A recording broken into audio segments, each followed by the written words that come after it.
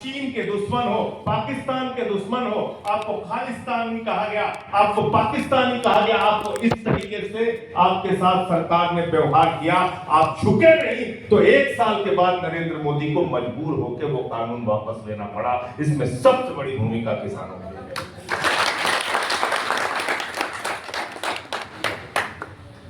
बाकी हमारा आंदोलन, सड़क का आंदोलन और सदन का आंदोलन दोनों साथ साथ चलना चाहिए, मैं इससे इनकार नहीं करता। अभी और भी चुनौतियां आने वाली हैं जिसका जिक्र सुधाकर सिंह जी ने किया, भारत और अमेरिका की ट्रेड डील का। और आप भी जानते हैं अच्छी तरीके से, ये किसी नरेंद्र मोदी जी की कृपा से नहीं रुका हुआ है, ये अमेरिका के सुप्रीम कोर्ट की वजह से रुका हुआ है। जिस दिन वहां का सुप्रीम कोर्ट ढीला पड़ जाएगा, एक डांट में साइन करने चले जाएंगे मोदी जी, एक डांट में जाएंगे। 100 बार बोल चुका, धमका के ऑपरेशन सिंदूर बंद कराया, मोदी जी के मुंह से आवाज नहीं निकलती। हमारे ऊपर शेर बनेंगे, किसान के ऊपर शेर बनेंगे, नौजवान के ऊपर शेर बनेंगे, विपक्षी पार्टियों पे शेर बनेंगे, इसको तोड़ो, इसको, इस पार्टी को खत्म कर दो, यहां पे ईडी भेज दो, वहां पे सीबीआई भेज दो, ये सब कुछ करेंगे, लेकिन वहां भीगी बिल्ली बन जाएंगे। क्या कहा ट्रंप ने?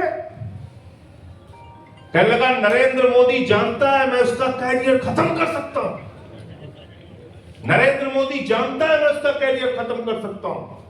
और इतना ही नहीं, जिस भारतवर्ष पे हम लोग गर्व करते हैं, अमेरिका का राष्ट्रपति कहता है तो नरक है भारत। एक शब्द नहीं बोला भारत का विदेश मंत्री, एक शब्द नहीं बोला भारत का प्रधानमंत्री, एक नेता बीजेपी वाला नहीं बोला। ये राष्ट्रवादी बनते हैं, देशभक्त बनते हैं, और इसके बारे में खुलकर चर्चा होनी चाहिए। इनकी मात्र संस्था आरएसएस के मुख्यालय पर 52 साल तक तिरंगा झंडा नहीं फहराया गया। किस प्रकार के देशभक्त हैं ये? इनसे सवाल पूछना पड़ेगा। वंदे मातरम की जो लोग बात करते हैं, उनके पुरखों ने 4 दिन की भी जेल नहीं काटी है वंदे मातरम का नारा लगाते हुए। इस बात को इनसे सवाल करना पड़ेगा। कोई देशभक्ति और कोई राष्ट्रभक्ति इनमें नहीं है। इन्होंने भारत के स्वाभिमान को आज गिरवी रख दिया है अमेरिका के आगे। मुझे शर्म आती है कि आपका गैस रूस देने के लिए तैयार है, लेकिन आप कहते हो हम खरीदेंगे नहीं। उपदेश दे रहे हो हमको, लेकिन हम कच्चा तेल रूस से नहीं खरीद सकते, हम गैस रूस से नहीं खरीद सकते, क्योंकि अमेरिका हमें डांटता है। अमेरिका कहता है हम निगरानी रखेंगे, हमारा गृह मंत्री निगरानी रखेगा तुम्हारे ऊपर, हमारा विदेश मंत्री निगरानी रखेगा तुम्हारे ऊपर, हमारा वित्त मंत्री निगरानी रखेगा तुम्हारे ऊपर। और अगर रूस से सामान खरीदते हुए पकड़े गए तो फिर हम ये टैरिफ बढ़ा के 500% कर देंगे, 50% कर देंगे। ये भारत की छवि हो गई, ये भारत की छवि बना लिया। और इतना पाखंडी और ढोंगी आदमी तो हिंदुस्तान की राजनीति में शायद ही कभी पैदा हुआ होगा। क्या कह रहे हैं? कह रहे हैं साहब, डीजल का कम इस्तेमाल करो, पेट्रोल का कम इस्तेमाल करो, गैस का कम इस्तेमाल करो, खाद का कम इस्तेमाल करो, खाने वाले तेल का कम इस्तेमाल करो, सोना ना खरीदो और विदेश की यात्राएं ना करो, वर्क फ्रॉम होम करो। और भाषण देके नीचे उतरा बहादुर, तौल से बैठा, रोड शो में निकल गया, रोड शो, और वहां पे एयर शो देखा ऐसे कर। बताइए आप, एयर शो देख रहे हैं आप। फिर आपने इतना भव्य आयोजन रखा आसाम के मुख्यमंत्री के शपथ ग्रहण का, क्यों नहीं राज्यपाल के कमरे में आपने शपथ ग्रहण कराई? होती है राज्यपाल के कमरे में मंत्रियों की और मुख्यमंत्री की शपथ। तो ये हो रहा है, जो कहना है उसके विपरीत काम करना है। चुनाव के पहले बोले अरे विपक्ष वालों से सावधान रहना, ये तुम्हारे मंगलसूत्र छीन लेंगे, और काम हो गया, कह रहे हैं हम तुम्हारा मंगलसूत्र छीनेंगे, सोना मत खरीदना। ये हालत है। जो कहना है उसके ठीक विपरीत काम करना है। चुनाव तक न गैस की कोई कमी थी, न तेल की कोई कमी थी, न डीजल पेट्रोल की कोई कमी थी। ठीक बताया, अंबानी 40 देशों को तेल भेज रहा है। इनका एक दोस्त, दूसरा दोस्त है, प्यारा दोस्त अडानी, युद्ध उधर शुरू हुआ, 6 मार्च को उसने गैस का दाम 3 गुना बढ़ा दिया।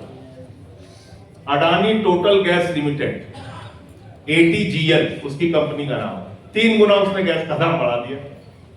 जाओ, तो ये है आपदा में अवसर। आपको कैसे ठगना है, आपकी जेब कैसे काटनी है, ये इनको पता है। तो इसलिए मैं फिर से युद्धवीर सिंह जी की बात को दोहराते हुए कि इस देश का किसान, इस देश का नौजवान और इन लोगों के पीछे आगे नहीं, आपके साथ कंधे से कंधा मिला के, और आपके पीछे भी जरूरत पड़ेगी तो आपके पीछे हिंदुस्तान की जेलों की क्षमता 6 लाख से ज्यादा नहीं है। मैं तो तिहाड़ होके आ गया, 6 महीने रहा, 183 दिन, और जिस दिन निकला उसके तुरंत बाद से इनके खिलाफ बोलना शुरू कर दिया हूं, और न चुप हुआ हूं, न चुप रहूंगा। लगातार हक के लिए, सच के लिए, किसानों के लिए, नौजवानों के लिए, मजदूरों के लिए बोलता रहूंगा। जब आप फैसला करोगे, आपके आंदोलन में आपका साथी बन के, भाई बन के, जेल जितनी भरने की जरूरत होगी, जो हमारी भी क्षमता है, आपके साथ लग के भरेंगे जेल। कोई चिंता की बात नहीं है। लेकिन ऐसे आप चाहो इस देश को आप लूटते रहोगे, और हम लोग चुपचाप खामोश होके बैठ जाएंगे, इसलिए कि आप राज्य दर राज्य चुनाव जीत रहे हैं, इसलिए कि आप चुनाव जीत रहे हैं तो आप कुछ भी करेंगे। ये चलेगा नहीं, ये चलेगा नहीं। और जिस हम महात्मा टिकैत की बात कर रहे हैं, उनकी हैसियत ये थी कि ना तो विधायक थे, ना सांसद थे, ना मंत्री थे, ना प्रधानमंत्री और मुख्यमंत्री थे, लेकिन उनके आगे उत्तर प्रदेश के मुख्यमंत्री ने लोटे से पानी पिया था, लोटे से पानी। यह हैसियत थी उनकी। तो इसलिए मैं फिर से स्वर्गीय महेंद्र सिंह टिकैत जी को सर झुका के नमन करते हुए इतनी बात कहना चाहता हूं, अगर हम उनको अपने दिलों में जीवित रखना चाहते हैं तो संघर्ष को जीवित रखना पड़ेगा। बहुत बहुत शुक्रिया, बहुत बहुत धन्यवाद संजय सिंह जी। अब मैं